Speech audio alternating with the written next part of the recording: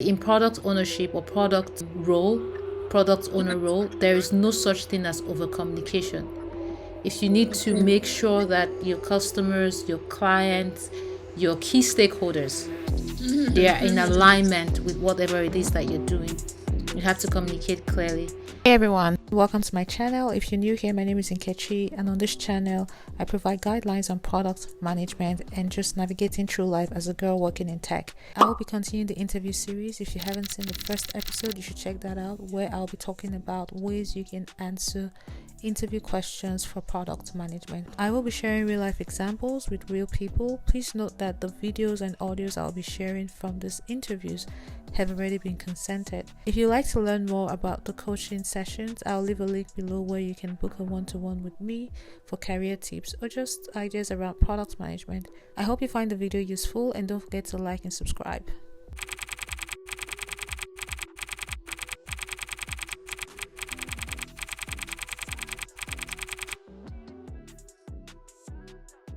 I think the number one thing is effective communication. Okay. Because as I see the key responsibilities, whatever you're saying, try to also align it with the key responsibilities in the job description, because you have to tell them whatever it is that you know based on the job description. You'll be working with different people. Okay. And number one thing is to be able to communicate clearly and effectively. You can also just say in product ownership or product owner role, there is no such thing as over communication. If you need to make sure that your customers, your clients, your key stakeholders, they are in alignment with whatever it is that you're doing, you have to communicate clearly. And then the second thing is stakeholder management. Okay. So if you look at the second thing you'll be doing from this job, Yes. it says accountable for ensuring that these solutions are integrated so they contextually make sense. You'll be working with people. Yes. So, working with people. yeah. So I need to highlight that, right? That Yes. I'm good at working with People. and managing people. Yes. And maybe I think a very good way to drive home your points, give an example of how you've worked with people in your previous company or where you are. You can say, so for example, there was a project where I delivered, or there's a project about creating a new, you can just come up with one of the project you've worked and how you actually delivered on that project because you have effective stakeholder management. That's a very good way to highlight your strengths. Give an example. Okay. Give an example. Okay. Yeah, so that's important. And another thing is prioritization. Okay. As a product owner, in fact, that's the part of the number one key thing. You have to know how to prioritize properly. Because as I see it, even with the job description, you'll be doing a lot. Okay. So you can even let them know. Prioritize That the way they know that you are a realist. You can say, based on the job description, you can see that it's a lot of things you'll be covering, which you're happy to do, but you think for you to deliver at the very maximum, prioritization is very key. So by prioritizing what is important based on the business value, based on what the stakeholders want, that would help you deliver successfully.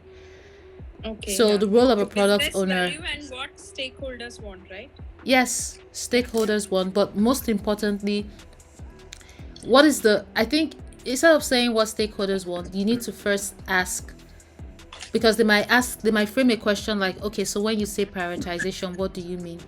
You need to know what key metrics is that product or finance project you're working on, what is it measured on? And that should be the goal, what you're looking at, like your North Star for guiding your prioritization. So if, for example, they want to deliver X revenue by the end of the year and you have tasks, then you have to prioritize based on what is going to give you much money compared to what is just going to make an efficient process. Do you understand? So that's how you should frame it. And don't be afraid to, when they ask you a question, don't just jump into it.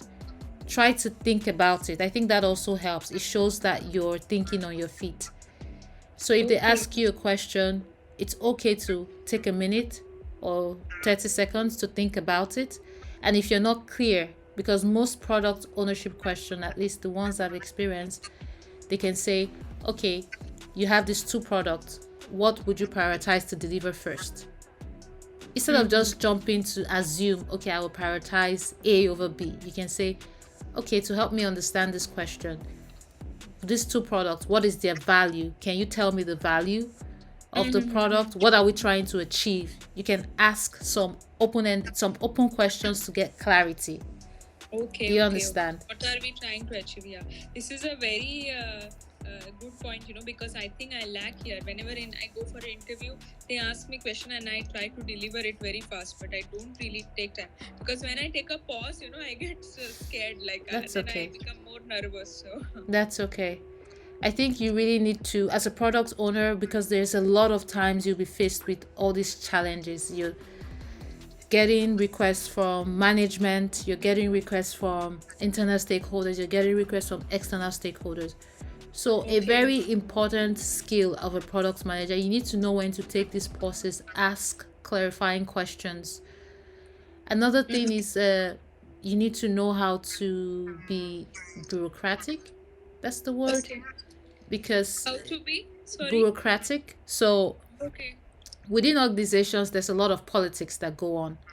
Yeah, yeah, So, yeah. you need to know the decisions you're making. Why do you decide to take this decision? Because if you're prioritizing, there are some stakeholders you would not please. There are some people you will have to tell no. Okay, But of okay, course, you have okay. to be nice about it. Yeah, yeah. But in that sense, you need to know how to play that. That's what I mean by politics. You need to know how to play that politics while you're telling people no. You can say, we're happy to deliver this product. It's just that right now we have other competing priorities we need to deliver on first. So this is how you can frame it. So this is another important skill to have, actually. Know Okay, when okay. to say no. Of course, if you Yeah, have all the capacity, you'll be happy to deliver. But yeah, yeah. realistically speaking, given timelines within organizations, you cannot deliver everything that everybody wants. You need to know how to say no and when to Okay. prioritize. And that's what ties back into the value. What is the biggest value that the company is trying to achieve, or the product, or whatever it is you're doing in finance? And Okay. that should guide you in how you're prioritizing, how you're following up on your task and delivery, pretty much. Okay.